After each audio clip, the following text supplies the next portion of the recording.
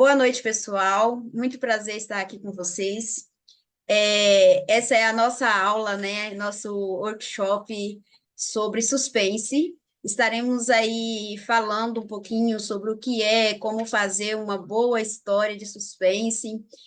Vai ser um pouquinho de maneira resumida, mas eu acredito que o que a gente vai aprender hoje aqui vai ficar marcado nas nossas memórias e a gente não vai esquecer mais e vamos conseguir, assim, fazer a nossa história.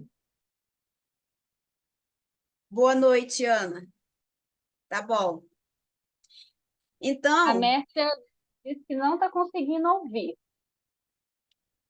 Mércia, você sai e entra de novo para ver se você vai conseguir. Mandar no. Deixa eu mandar lá no WhatsApp para ela. Só um momentinho, gente.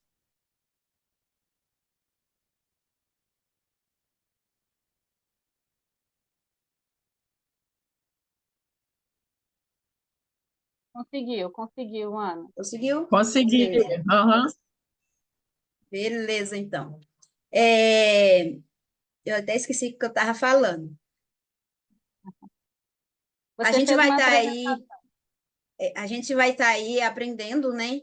Para a gente estar dando continuidade ao nosso conto da A Mulher de Piano. O que a gente espera com esse conto? A gente espera que o leitor comece ali lendo o texto e sinta que realmente tenha um mistério ali, que realmente alguma coisa está acontecendo, mesmo que os capítulos, contos, não vão ser sequências, que nem a gente estava pensando no começo, mas precisa ter ali uma pitada de suspense, porque senão não é o gênero suspense, né, gente? E a gente precisa saber direitinho como é o começo, meio e fim, para a gente não se atrapalhar. Embora aqui eu acredito que todos já são escritores, né? Todos já têm experiência com a escrita, porém cada um tem o seu gênero principal. E quando a gente vai aí mergulhar em outro gênero, a gente fica meio que perdido, não sabe se é realmente daquele jeito que tem que fazer ou não. E por isso a gente achou interessante fazer essa aulinha de tira dúvida para a gente aí fazer um bom conto e conseguirmos aí estar chamando a atenção do leitor. O conto a coletânea do livro da A Mulher do Piano, cada escritor vai poder estar vendendo o seu exemplar, que é uma das cláusulas que tem no edital. Então, vai ser liberado para cada um. Vamos supor que a Mércia quer 10 exemplares para estar vendendo. Ela pode pedir esse exemplar e vai ser a preço de custo. Então, vocês vão colocar aí um valor X, ou a gente pode combinar entre a gente ali um valor X para que vocês possam aí estar vendendo esse, esse livro, essa coletânea. Boa noite, Carol. Seja bem-vinda. Ela conseguiu entrar. Então é isso aí. A Mércia, ó, a Michelle vai estar fazendo aí a apresentação dela, falando um pouquinho sobre ela e está dando início à nossa aula. Michelle, é com você. Seja bem-vinda mais uma vez. Obrigada, boa noite. Todo mundo me escuta direitinho? Porque esse fone meu tem hora que é meio estranho. Tá Eu estou dando para ouvir escutando. bem? Ah, então, primeiro eu quero agradecer, né, o convite da Liliane e da Ana, para a gente poder estar aqui hoje batendo esse papo sobre suspense e terror. Eu sou a autora Michelle Vale, sou especialista na escrita do gênero suspense e terror. Sou contista, tenho vários contos publicados aqui no Brasil e na Europa, e sou vice-presidente da Liga de Escritores, Ilustradores e Autores aqui da minha cidade, de Juiz de Fora, Minas Gerais. Algumas pessoas já disseram que conhecem aqui Juiz de Fora, né? Bom, e a minha proposta hoje, eu realizo um trabalho literário aqui na cidade, que é um workshop voltado para escritores que não têm uma prática ou um conhecimento em relação ao gênero de suspense e terror. Então, eu faço um workshop com esses autores E nesse workshop eu tento ajudar a desenvolver, né, essa escrita do gênero suspense terror, que parece que é algo fácil, mas não é, né?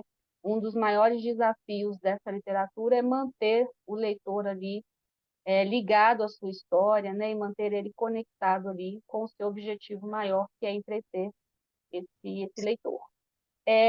Eu vou iniciar, eu fiz um breve resumo aqui, como a Liliane falou, é pouco tempo, acho que o Zoom tem hora para encerrar, não tem, Liliane? Acho que é 1 hora, né? Então, eu trouxe um resumo da aula que eu faço com os meninos aqui em Juiz de Fora. Alguns pontos, pessoal, eu vou precisar ler, porque eu comentei com a Liliane que são um dos motivos de adiar a nossa aula de sábado. Eu estou pleiteando uma vaga de mestrado aqui em Juiz de Fora, eu sou fisioterapeuta de formação, e eu estou pleiteando uma vaga na UFJF, em um mestrado sobre luto e cuidados paliativos. Então, o último mês, para mim, tem sido só estatística e psicologia. Então, para não faltar nada, em alguns momentos eu vou ler para a gente poder interagir melhor e eu não esquecer nada, tá? Bom, eu começo falando sobre a literatura de suspense no Brasil, né? O Brasil, a gente sabe que existe um preconceito importante em relação à literatura de suspense e terror. Não sei se eu posso usar o termo de ser uma literatura não bem vista, mas eu acho que quando a gente comenta, e eu principalmente estou jogando para o lado feminino, sou escritora de suspense e terror, a gente nota um certo preconceito em relação a isso, tá? Talvez por N motivos, né? Por ser uma literatura um pouco mais misteriosa, talvez mais agressiva, mas a gente que é desse gênero, a gente nota muito esse preconceito, e isso a gente observa em feiras literárias, enfim. Isso não é só a literatura nacional voltada para o gênero suspense e terror, mas também a literatura internacional, tá? Que vem mudando muito a princípio, porque a gente nota que o gênero tem crescido bastante nos últimos anos. E aí eu trago aqui para vocês um dado importante, que os Estados Unidos ele é o país que consome essa literatura de suspense e terror com maior atividade. Eu acredito que seja até por ali mesmo, né, onde a gente vê uma das maiores indústrias cinematográficas do gênero suspense e terror, que vem se expandindo muito através das plataformas de streaming, né? A gente vê outros países também desenvolvendo séries de suspense e séries muito boas de suspense, tá? A Polônia é uma delas, que vem desenvolvendo um trabalho muito bacana em relação ao suspense e terror, tá? E um artigo, que foi um artigo que eu trabalhei com os meninos na minha última aula de janeiro, mostra que um dos gêneros mais vendidos em 2020, a gente tem um recorde, ainda é o romance romântico, né? Vamos dizer assim. Eu acredito que não vai sair do topo ali dos mais vendidos. Eu acho que ele vai se manter aí por um bom tempo. É lógico que eu não incluí aqui, né, a questão religiosa, mas os livros de ficção mesmo. Em segundo lugar, a gente tem o mistério, tá? Que eu sempre envolvo com suspense e terror. Em terceiro lugar, a gente tem a fantasia e a ficção científica. Em quarto lugar, o suspense e terror. Tá? Para vocês terem uma ideia, em 2018, suspense e terror, eles estavam na sexta posição de venda, ou seja, a gente conseguiu subir um pouquinho esse ranking aí dos gêneros mais vendidos em 2020. O outro dado muito importante, né, a gente tem em 2020 como o boom da pandemia de Covid, né, algo que foi extremamente complicado para o nosso país em vários termos, e a gente tem em 2021 posso dizer que foi uma mudança do gênero dos assuntos em relação ao gênero. Então a gente teve voltado para o suspense e terror, a gente teve alguns assuntos que envolveram mais essa literatura. E aí eu quero fazer uma brincadeira com vocês, foi algo que me chamou muita atenção em relação aos meus alunos de janeiro, né? Em relação a temas que foram desenvolvidos na pandemia, 2021 ainda, a gente ainda viu um boom da pandemia, que foram somados com o gênero suspense e terror, o que a gente conseguiu ver, por exemplo, isolamento global. Foi o tema que foi muito utilizado nos contos de suspense e terror. Vocês conseguem imaginar alguma história de terror que envolva isolamento global? O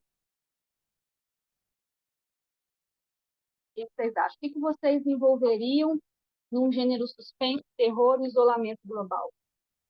Que ambientalização que vocês utilizariam?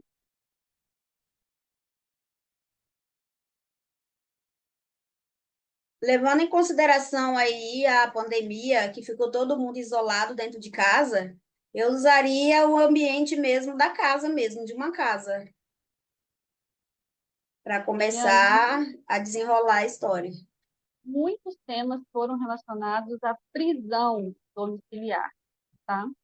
No gênero suspense e terror. Um outro tema que foi bem desenvolvido nas histórias de suspense e terror foi o pânico, tá? Que é a sensação mesmo, né, de aprisionamento, que eu acho que vem ligado com o isolamento, que todo mundo vivenciou, tá?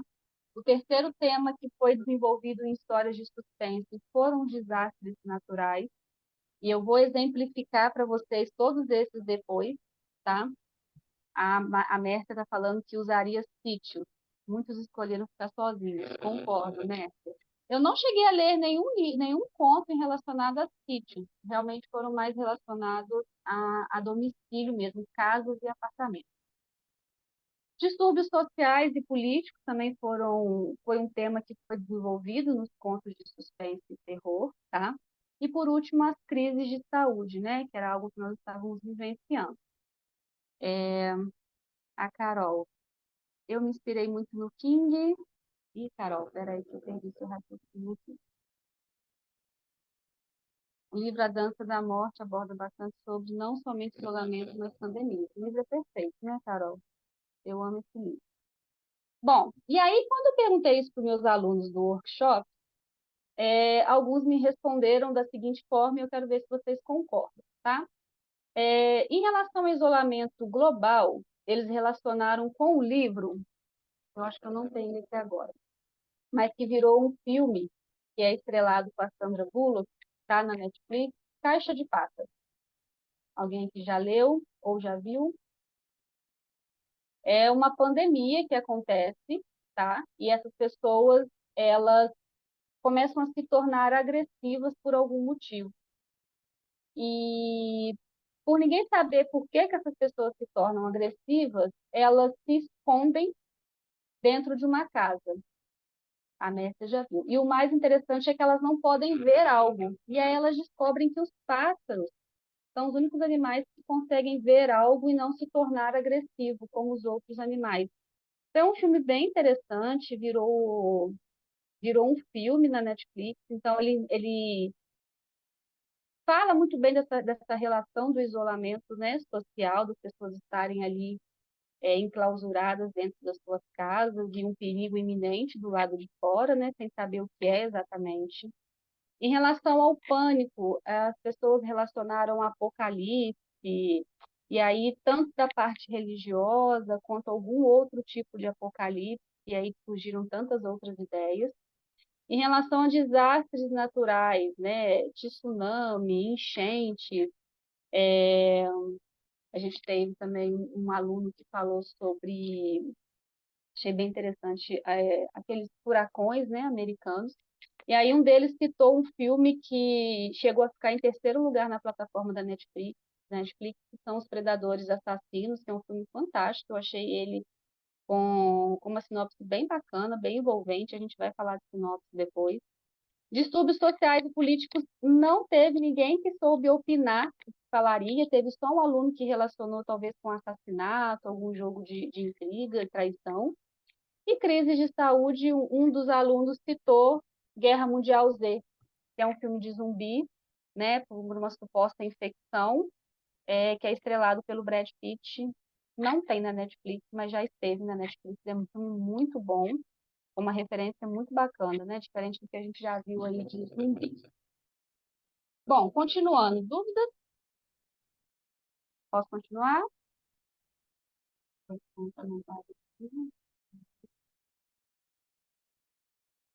Então, qualquer um desses temas, o que eu trouxe esse início de aula? Eu posso escrever um conto de suspense e terror, tá?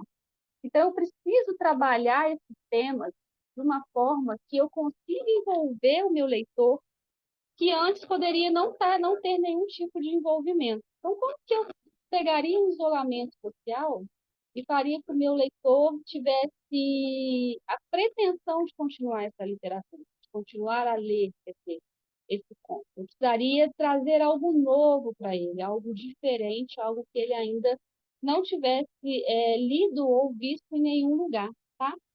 E aí eu trago para vocês o seguinte, um outro dado muito, muito bacana, são os 8 melhores autores de terror. Então, se você pretende, né, se engajar nessa literatura de suspense e terror, eu trouxe os 8 melhores que mantêm esse ranking já há muito tempo, tá? O primeiro, sem dúvida, é o King, né? Stephen King, ele mantém, ele é o mestre do terror. Eu acho que dificilmente alguém vai conseguir ultrapassar essa marca dele. Em segundo lugar, a gente tem. Ele ganhou esse título com It, a Coisa, que é algo interessante. Frankenstein, da Mary Shelley, né? Temos uma mulher aí envolvida entre os 8 melhores autores de terror. Histórias extraordinárias com Poe. O Poe, ele é aí, posso dizer que o meu mentor aí em relação ao gênero no terror. Eu acho que, para mim, em relação ao Ocidente, ele é um dos escritores que realmente é, iniciou essa questão do gênero terror, além de ser um contista maravilhoso. A gente tem aí, entre os 8 melhores, um escritor nacional, que é o André Bianco, e ele entrou nesses 8 melhores com o livro O Sete, que é maravilhoso, é um livro de vampiros. Então, assim, quem não leu, leia. O André Bianco tem uma escrita maravilhosa. A gente tem o Bebê de Rosemary, da Ira Levin, que também é fantástico. Um Plano Simples, de Scott Smith, que é fantástico esse livro. Claro que eu não podia deixar de falar do Drácula, de Bram Stoker, né? Eu acho que é um clássico, assim como Frankenstein, tem que entrar na lista dos 8 melhores. E o caso de Charles Dexter, que é do Lovecraft, tá? E aí eu trouxe aqui para mostrar para vocês 2 livros nos quais eu estudo e que me inspiram diariamente a iniciar os meus contos. O primeiro livro é do Poe, não sei se vai dar para ver, Medo Clássico. São os maiores e melhores contos que o Poe escreveu, inclusive alguns deles, né, desses contos, estão na A Queda da Casa de Hush, que é um conto em específico e virou uma série na Netflix, uma minissérie na Netflix, que é fantástica, assistam. E o segundo é o Lovecraft. Tem a fotinha dele aqui, ó. O Lovecraft, ele tem uma diferença em relação ao Poe. O Poe, ele tem uma pegada mais dark, mais gótica. Já o Lovecraft, ele tinha a sensibilidade de criar personagens novos.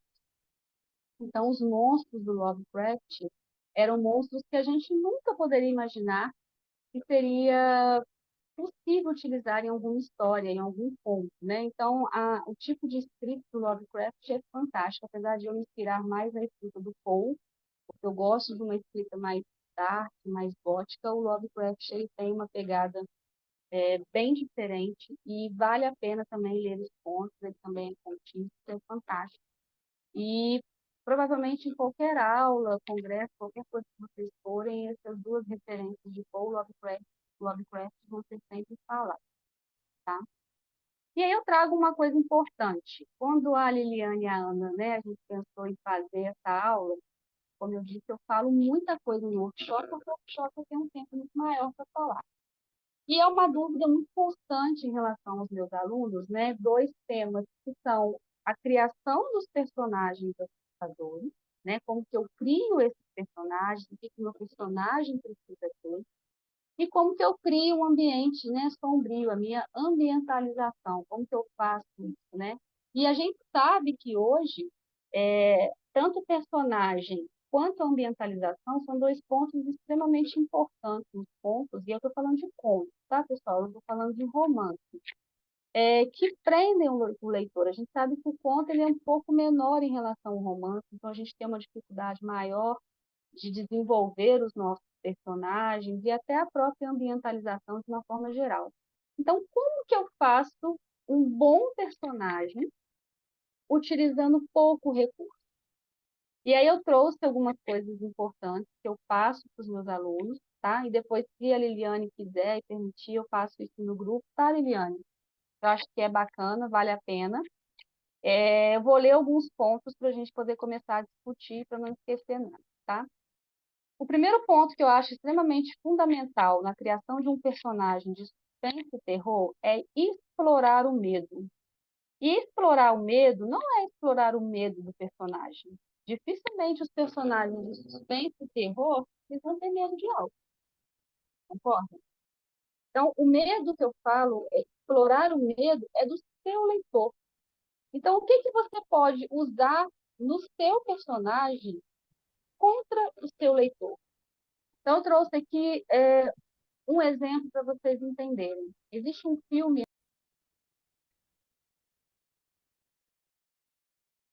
Posso continuar? Posso? Todo mundo já voltou? Então, vamos lá. Vou seguir o raciocínio, tá, Liliane? Então, vamos lá. Eu parei no explore o medo, né? Por quê? Quanto mais eu exploro o medo do meu leitor, mais a minha história consegue se desenvolver melhor, tá? O que que eu quero dizer com explorar o medo? Se eu vou escrever, por exemplo, aracnofobia, né? Fobia de aracnídeos, no caso, aranha, né? É um filme antigo e eu não consigo ver esse filme porque eu tenho pavor de aranha, então, quando eu começo a ver, eu cismo ter um monte de aranha na minha casa. Quando o cara desenvolveu essa história, quando ele pensou em escrever esse roteiro, né, de aranhas, ele quis exatamente mexer com a fobia das pessoas, concorda? Então, deu super certo, porque quem tem fobia a aranhas provavelmente não vai conseguir ver esse filme, ou se ver, vai entrar em repulsa em relação ao tema que o escritor, né, que o roteirista escolheu. Um outro um outro filme que eu trouxe é o Pânico na Floresta. É um filme fantástico que tem um enredo super diferente para a época que ele foi lançado, tá? E ele conseguiu gerar no leitor, ou na pessoa que estivesse vendo o filme, exatamente o medo de floresta, de entrar em alguma floresta, né? E encontrar com pessoas que de alguma forma causariam mal para esse grupo de pessoas que estivesse passeando, fazendo alguma trilha do tipo, tá? A gente tem o Cemitério Maldito, do King também, que teve uma pegada fantástica na ambientalização toda ali do cemitério, eu vou falar isso depois, tá? Mas o que que eu quero dizer em explore o medo? Descubra o medo existencial nas pessoas e em como você pode manifestá-lo. Então, a primeira coisa, você criou o seu personagem. Qual medo você quer transmitir para o seu leitor na criação do seu personagem? Isso precisa ficar muito claro, tá? Eu brinco, deixa eu ver aqui, acho que está aqui, vou mostrar para vocês o que é que eu faço.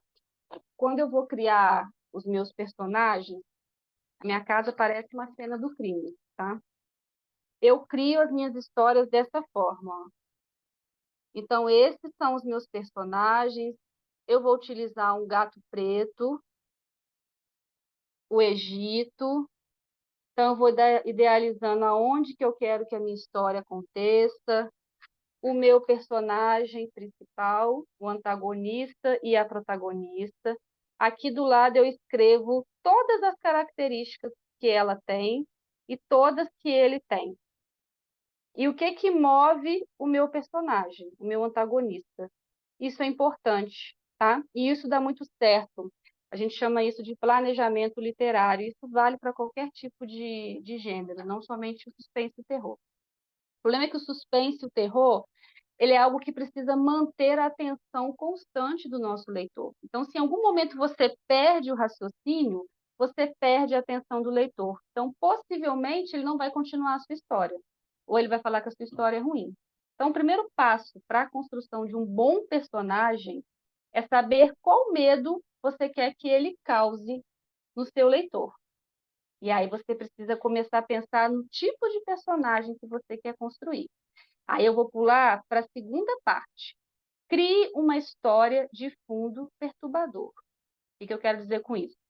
Desenvolva uma história revelando os eventos traumáticos ou experiências ruins que possam ter moldado o caráter do seu antagonista. Ou seja, você já sabe o medo que você quer causar no seu leitor. Ok. Agora, em relação ao seu personagem, o que motiva o seu personagem a causar o medo no seu leitor? Isso também precisa ficar muito claro. Eu já participei de bancas de antologias, né, para escolher contos de suspense e terror, que a desenvoltura do conto era interessante, mas eu não consegui entender o motivo do meu antagonista. Por que, por exemplo, que ele assassinava mulheres loiras? Não entendi. O contista não conseguiu estabelecer esse vínculo com o leitor. O antagonista, ele simplesmente era um assassino que assassinava mulheres brancas, loiras, mas ele não conseguiu me mostrar o motivo. Foi um conto interessante, mas não passou, porque eu não consegui identificar essa conexão. Ele não criou nenhuma história de fundo perturbador. E aí eu trago dois exemplos interessantes que vocês vão conseguir identificar. Um deles é o Jason e o outro é o Michael Myers, né? O Jason é um clássico do terror, acho que todo mundo já ouviu falar, Sexta-feira 13, né? Que era um personagem que, quanto jovem, sofreu muito bullying, tá? E isso foi a motivação para que ele matasse, assassinasse jovem, né? Na Sexta-feira 13, não fica muito claro isso também. E o outro é o Michael Myers, que sofria abusos, né? Quando jovem, e foi um motivo aí que levou ele a assassinar e ser um serial killer famoso aí no Halloween, que é um dos filmes mais famosos de serial killers relacionados à década ali de 80, 90, né? O último final agora do filme foi bem interessante, foi esperado, mas o roteirista conseguiu envolver bastante ali as pessoas que estavam vendo esse filme. E aí eu trago um conto não, desculpa, um livro do Joe Nesbo, que tem uma coleção fantástica de livros. Esse é o Boneco de Neve, que também tem uma versão cinematográfica na Netflix. Então, quem não leu o livro, assista o filme, que é bem interessante, tá? E aí eu trago o exemplo de motivação, tá? Ele cria um personagem, um assassino, que esse assassino não é revelado desde o início da história, né? Esse assassino, para matar a sua vítima, ele coloca um boneco de neve na entrada, tá? Ele só assassinava mulheres casadas. E ele coloca um boneco de neve com algum pertence da vítima. Ora era um cachecol, ora era um chapéu, enfim. Então, para o detetive da história, cria-se um suspense. Por que que ele assassinava essas mulheres casadas? E o boneco de neve, na realidade, era a marca que ele utilizava para sinalizar que ali haveria um assassinato. Isso na cabeça do antagonista. Não vou contar o final do filme ou do livro, que é fantástico, vale como exercício para vocês conseguirem entender essa construção perturbadora e motivacional do assassino. Mas isso envolveu, isso gerou muita polêmica na época nos meus grupos aqui de Zap, nas feiras que eu frequentei relacionadas a suspense e terror, porque o Joe Nesbo ele conseguiu envolver o leitor dele de uma forma como eu ainda não tinha visto em outros contos, porque a gente era teoricamente um assassino visual que a gente não sabia quem era, tinha pistas, tá? Mas a motivação do assassino, quando a gente descobre, e aí a gente vai juntando todas as peças, né, todas as vítimas, foi sensacional. Então, para exemplificar essa parte, eu acho que vale muito a pena ver ou ler esse livro Boneco de Neve. Tudo bem? Dúvidas? Vocês são muito quietinhos, tá? Um outro ponto importante que eu trouxe é detalhe a aparência física do seu assassino, do seu monstro, né? O que ele tem de diferencial? Uma deformidade, uma cicatriz, alguma característica em comum que só ele tem, então isso também diferencia o seu antagonista do protagonista. Por exemplo, vamos pensar uma cena de um assassinato e a gente observa que tem sempre uma pessoa, vamos pensar assim, deixa eu dar um exemplo mais para eu pensar. Vamos pensar que a gente tem um assassinato, tá? E uma pessoa específica sempre aparece naquela cena, ou antes do assassinato, ou depois. Vai ser alguém que vai chamar a atenção visualmente, né? Se for um filme, ou do leitor, que essa pessoa vai estar sempre envolvida antes ou depois da cena do crime. Então, crie no seu personagem, no seu antagonista, e isso não é via de regra, fica a critério, né, do escritor, mas isso chama muita atenção, tá? Até para você conseguir diferenciar o seu antagonista e conseguir fazer um plot twist no final do seu conto. Eu vou falar sobre isso depois, tá? Então, não é critério de inclusão você ter ou não algum tipo, o seu antagonista ter alguma deformidade, alguma aparência em comum, é, alguma coisa diferente. Isso não é um hábito, mas você pode colocar para enriquecer o seu personagem, tá? E aí eu vou citar Frankenstein, né? Com todas as cicatrizes e os pedaços ali de pessoas mortas. E a gente tem o Drácula. E aí o Drácula tem tantas versões, né? O Drácula de Bram Stoker, por exemplo, ele vira um caricato mesmo do personagem, mas a gente tem várias versões, por exemplo, o Edward Cullen, né, do Crepúsculo, ele brilhava no sol. Então era uma característica só desse personagem, né? Como tantos outros personagens que muitas vezes é o Drácula, é um vampiro, mas ele não tem uma deformidade no rosto. Então, isso vai muito da caracterização que o escritor, que o autor quer dar para o personagem dele. Eu gosto de caracterização. Eu acho que isso diferencia e tira o contexto habitual dos personagens que a gente tem costume de ler ou de ver. Principalmente se a gente for relatar vampiros, lobisomens, eu acho que o diferente torna o seu conto mais interessante ou o seu romance. Já falei aqui. Aprofunde a psicologia do seu paciente, o paciente, gente, do seu leitor.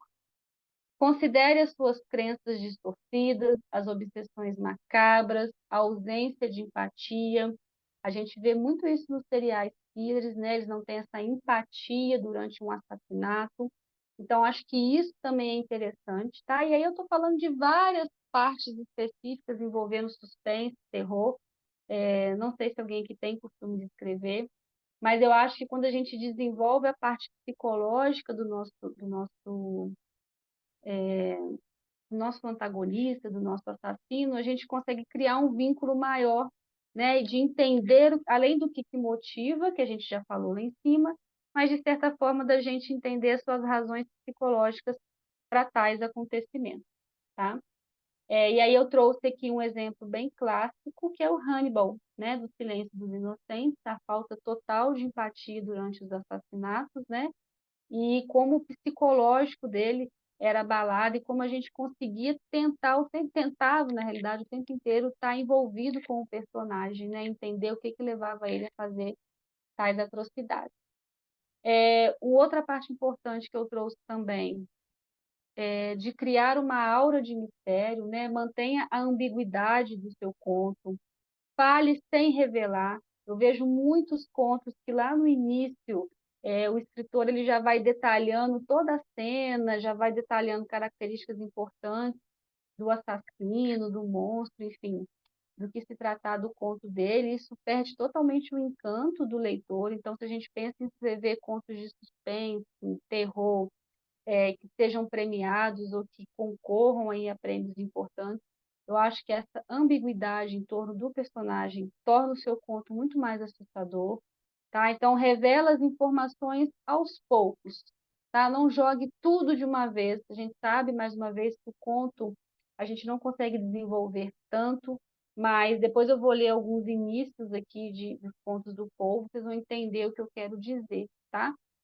Tem contos, para você ter uma ideia, que eu já li, que eu só vou descobrir o que está acontecendo no final do conto. porque o escritor ele consegue me envolver de uma tal forma que eu vivencio toda a ambientalização do conto, mas eu não consigo identificar quem é o personagem, se é primeira, terceira pessoa, de acordo com a forma que ele narra o conto dele, tá? Então, eu falo sempre que a ambiguidade de você manter o seu conto assustador até o final é muito difícil. Então, isso é treino e habilidade, tá? E a gente só consegue manter isso escrevendo contos de suspense, terror, lendo contos de suspense, terror e participando de workshops, congressos, enfim, que relacionem o gênero suspense e terror, tá?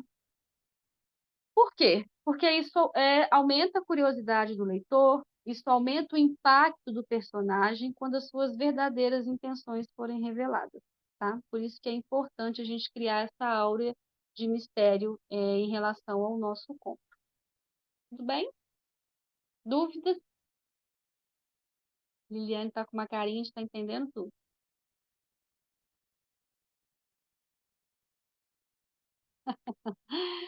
Posso passar para o próximo tópico? Criando um ambiente sombrio. Isso também nas minhas aulas é muito questionado, isso é muito falado. Michele, como que eu faço para criar um ambiente sombrio? O que que eu uso? O que que eu não coloco? O que que fica legal? O que que é clichê?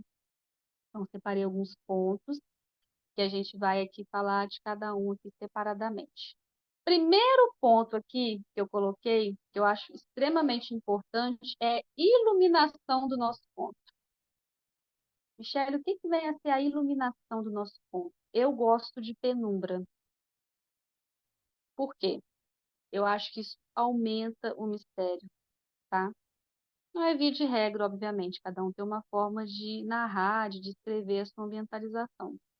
Mas se a gente quer causar um impacto, além do personagem, como a gente já falou, se a gente quer causar um impacto no nosso leitor, uma iluminação mais baixa, uma penumbra, isso chama muito mais atenção, isso gera um mistério muito maior no seu conto.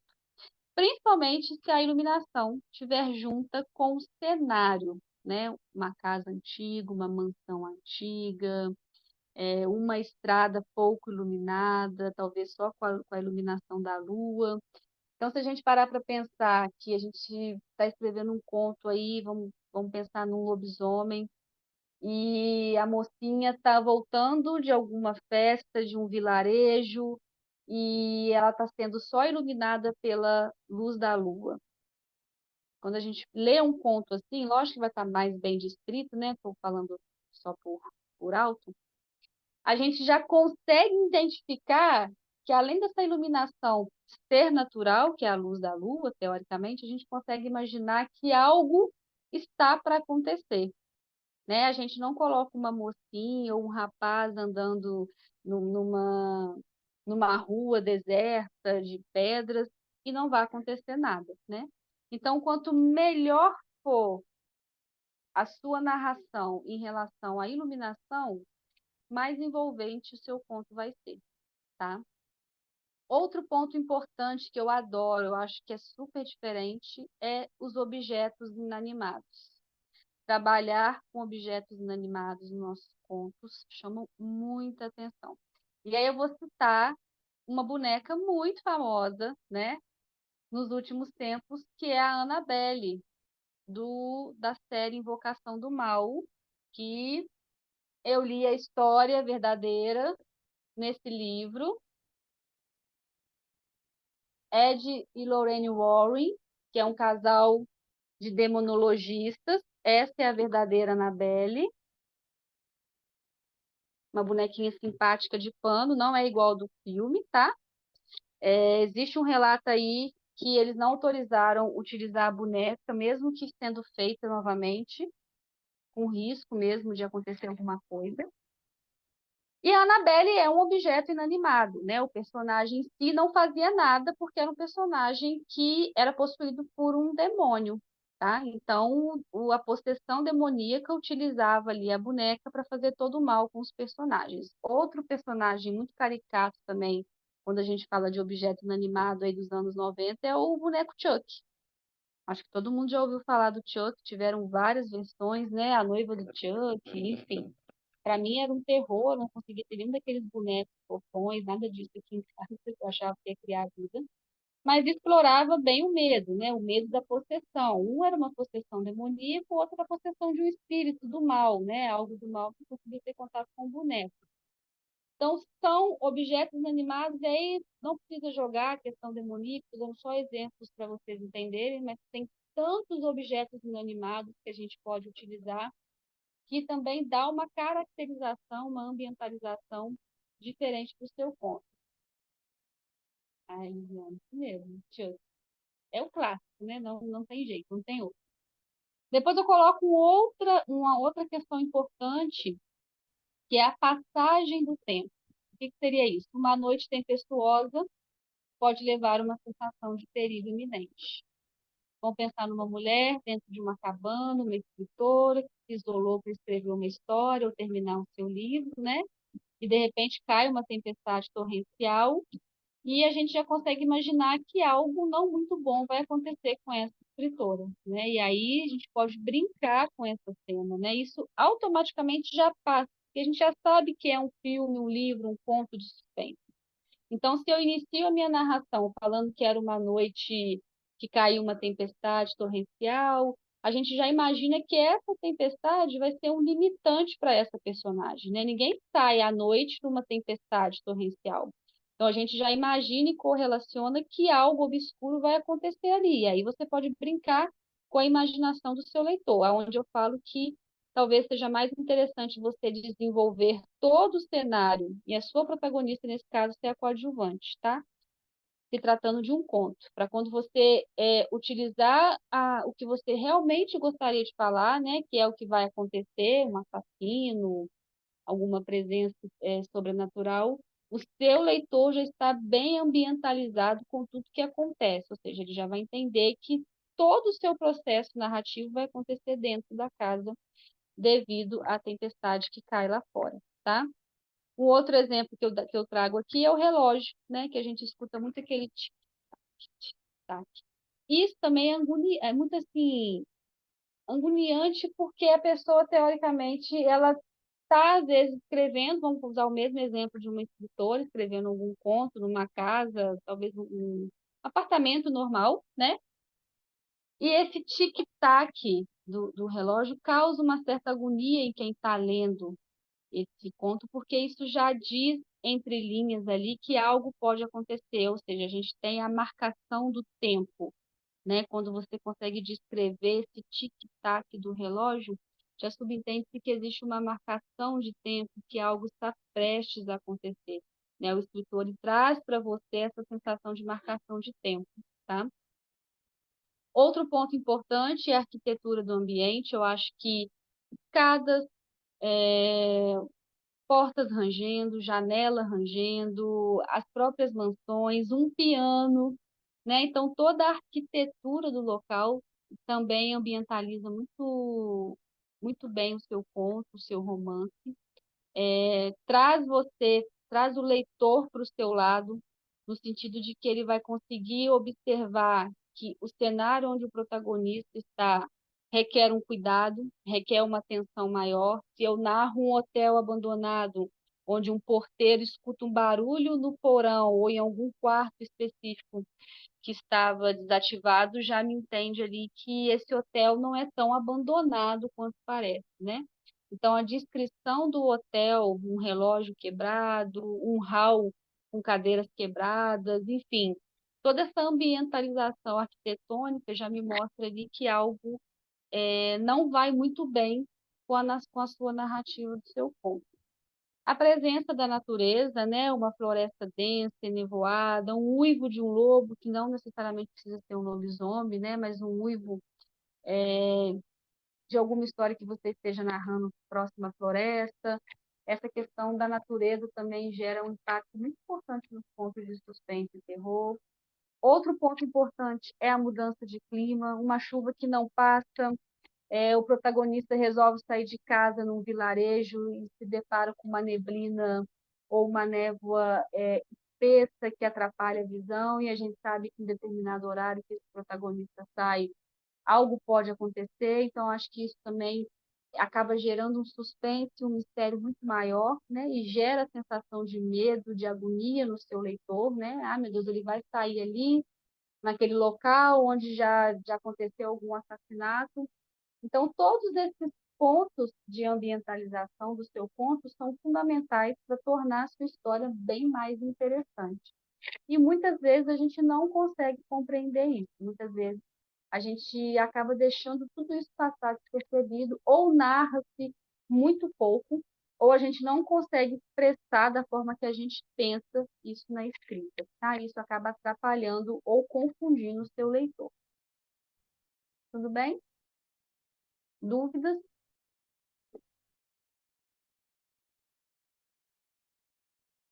Vou trazer alguns pontos agora que eu acho que são cruciais para iniciar a história, tá? Comece com uma narrativa impactante, tá? Os contos de romance romântico, normalmente eles começam com coisas com paisagens mais leves, mar, bosques, enfim, coisas mais leves. Já o conto de suspense e terror, não. Precisa começar com algo impactante, porque é na primeira frase que a gente consegue prender o nosso leitor. E aí, eu vou trazer para vocês aqui alguns inícios de alguns contos impactantes para vocês conseguirem entender o que eu estou falando. Bom, esse conto começa da seguinte forma: a morte vermelha há muito devastava o país. Nenhuma praga jamais fora tão fatal ou tétrica. Tinha no sangue seu avatar e seu selo. O horror escarlate do sangue provocava dores agudas, tonturas repentinas e, por fim, uma profusa hemorragia. O que vocês conseguiram entender desse ponto?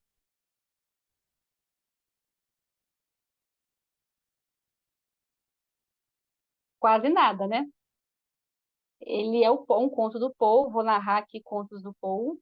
Ele utiliza um início que não te diz absolutamente nada. Nada, nada.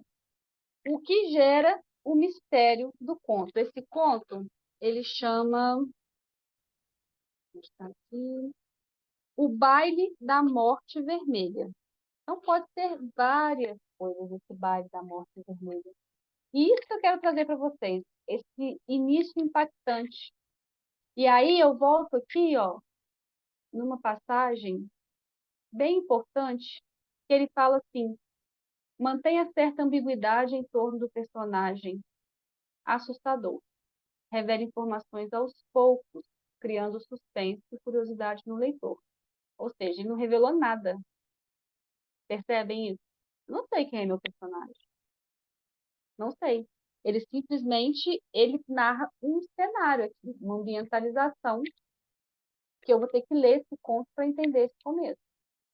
E leiam esse conto, chama O Baile da Morte Vermelha. É fantástico, tá? É um conto de 1842.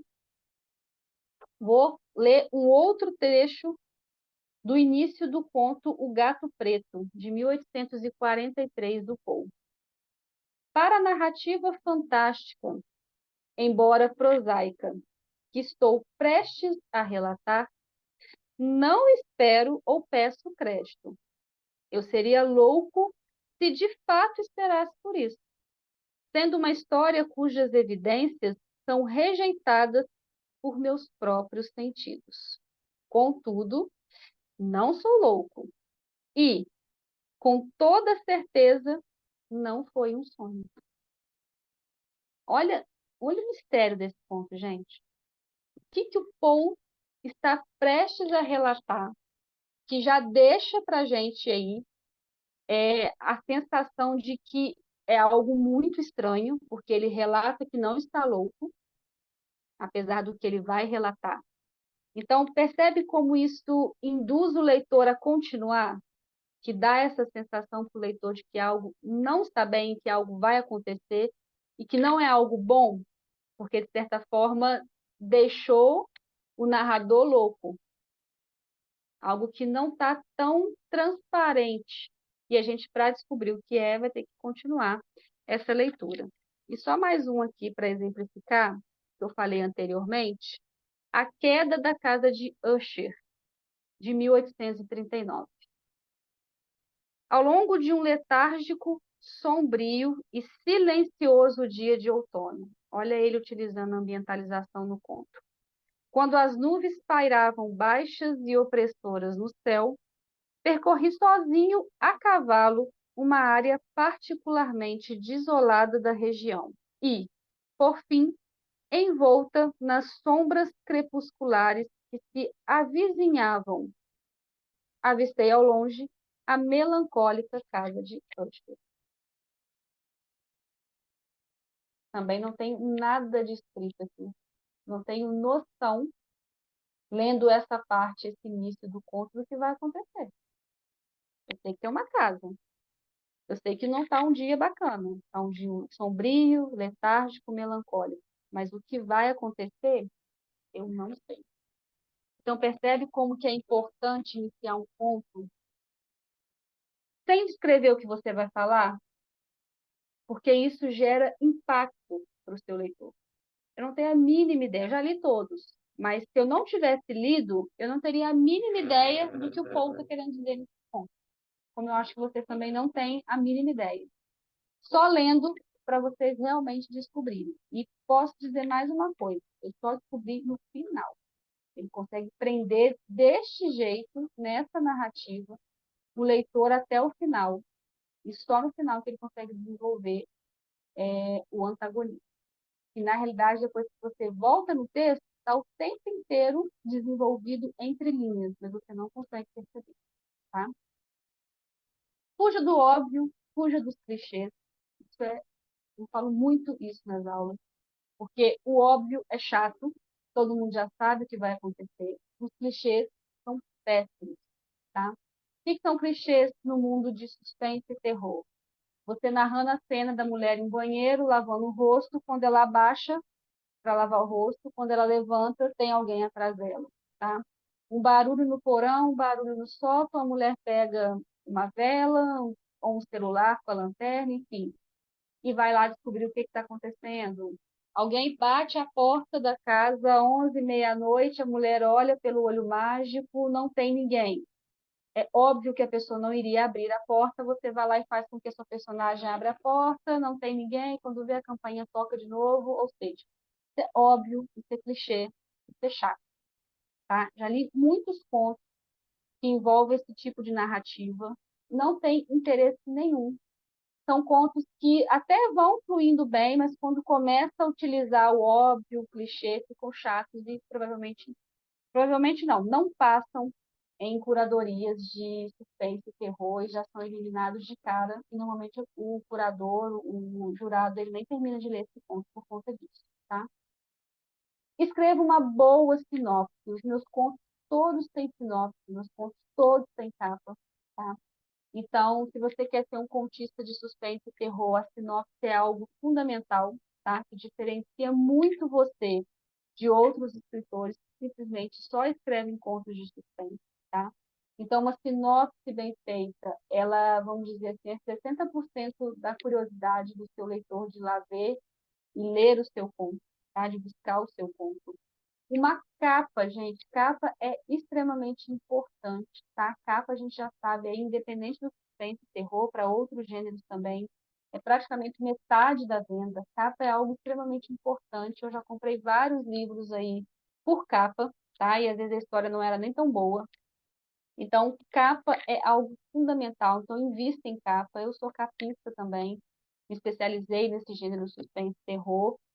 Então, é algo que chama muito atenção. Então, se fosse para eu dar uma dica, a principal seria capa e sinopse, tá? Entenda o que você quer passar para o seu leitor, tá? Você consegue vender o seu trabalho só com uma boa capa e uma boa sinopse, tá? Lembrando de todos os pontos que eu falei anteriormente, tá? E para a gente encerrar, eu vou falar do plot twist, né? Que é a reviravolta na trama, que é algo que não é esperado e não é clichê, tá? Depois de tudo que eu falei, personagem, ambientalização, o seu conto está chegando ali no final e você resolve fazer uma reviravolta do seu conto, onde o leitor não esperava. O que vai acontecer com você, escritor? Você vai ter um fã. Isso é muito importante para o terror. Porque eu trago um exemplo aqui que eu acredito que todo mundo já viu ou escutou falar, que é o Sexto Sentido, um filme estrelado por Bruce Willis. Quem não viu, assista, que é um dos maiores e melhores plot twists cinematográficos que eu já vi. Tem um outro também que eu trouxe aqui, Os Outros, com a Nicole Kidman, também é fantástico. Mas se eu puder exemplificar um plot twist, é o Sexto Sentido. A narrativa inteira vai para um final óbvio, um final clichê, e do nada o escritor faz uma reviravolta que você realmente fica de boca aberta, tá? Então, não é obrigatório ter em todos os contos de suspense e terror, mas se tiver, você provavelmente vai ganhar um fã, porque isso é uma genialidade que poucos escritores têm, tá? Normalmente, os escritores de suspense e terror eles partem para o óbvio e para o clichê. A morte da mocinha, a morte do bandido, mas quando você consegue criar um plot twist, você ganha um fã. É isso que eu queria passar para vocês, tá? Eu vou disponibilizar esse material depois, tá, Liliane? Ele está resumidinho aqui para vocês. Normalmente os meus workshops duram de 2 a 3 horas, tá?